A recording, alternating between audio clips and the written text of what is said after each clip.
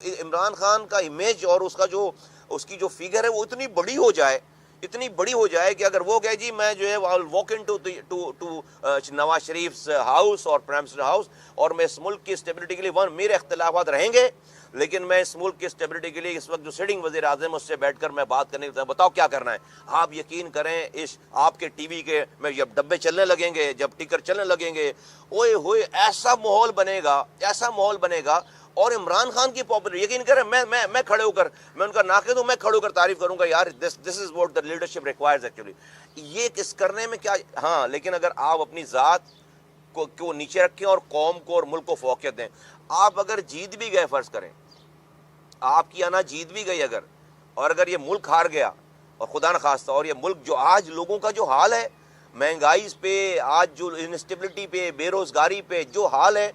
آپ امیجن کریں گے ایک عام آدمی اور اس کے اوپر سے وہ یہ خبر دیکھتا ہے بار بار کہ اب یہ لڑائی ہو رہی ہے, اب وہ لڑائی ہو رہی ہے, اب اس نے یہ کہہ دیا, اس نے خدا کی قسم کوئی اچھا نہیں کہہ رہا, کسی کے دل میں کوئی سکون,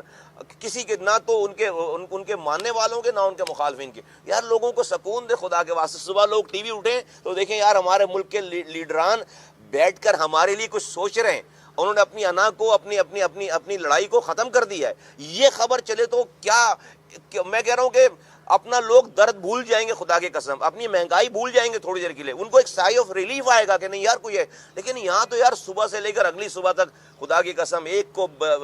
گالیاں, اس کو گالیاں, وہ چور ہے, وہ ڈاکو ہے,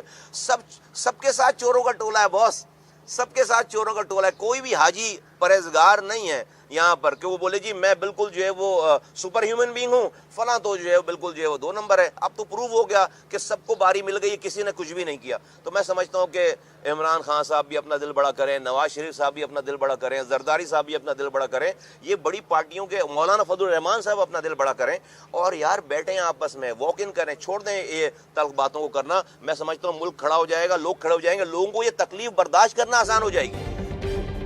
اسٹار نیوز جیو پاکستان کے لیے